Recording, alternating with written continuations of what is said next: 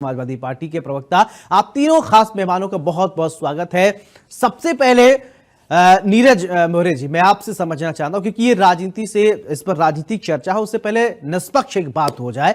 ये योगी सरकार जो कर्मचारियों के लिए लेकर आई है, ईएसआई मिलेगा, पीएफ मिलेगा, और आउटसोर्सिंग को लेकर बहुत सवाल उठते थे, सुरक्षा को लेकर बहुत सवाल उठते थे। लोग काम करते हैं लेकिन उनको वो सुविधाएं नहीं मिलती। लेकिन अब सरकार ये कह रही सीधे आपके खाते में एक पैसे आएंगे, बिचौलिए वाला जो मामला है तामझाम उसे खत्म किया जाएगा।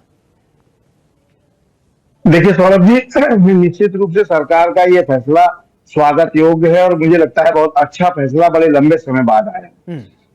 इस पूरे मामले को अगर हम बात करें सौरभ जी, तो इससे पहले अभी मानसून सत्र के दौरान नेता प्रतिपक्ष माता प्रसाद पांडे जी ने मुख्यमंत्री जब सदन में बैठे थे उनके सामने ही इस बात को रखा और उन्होंने इस भ्रष्टाचार प्रक्रिया को पूरी तरह समझाया था और ये कहा था कि आउटसोर्सिंग के माध्यम से बहुत ज्यादा लोगों का शोषण होता है। उसको गंभीरता से मुख्यमंत्री जी ने लिया और लेने के बाद उन्होंने उसमें निश्चित रूप से उन्हें आश्वासन दिया था कि इस पर निश्चित रूप से कार्रवाई की जाएगी। और मुझे लगता है उसके बाद बड़े पैमाने पे इस पे काटछाट करके और तमाम चीजें निकाली गई और इस तरह की बात की गई कि अब जेम पोर्टल के माध्यम से चयन प्रक्रिया होगी। सबसे बड़ी चीज है कि किसी भी नगर निगम में चले जाइए आप, वहां होता क्या था कि सौरभ जी 100 लोगों की वैकेंसी है, 50 भर्ती कर लिए, कागज में 100 दिखा दिए और लोग भ्रष्टाचार करते थे। और जो तय हो जाता था उनका मानक कि इतने रुपए में हम आपको देंगे, उसमें भी काटछाट की जाती थी और हाथ से कैश पैसा देकर उनसे दस्तखत करा लिए जाते थे।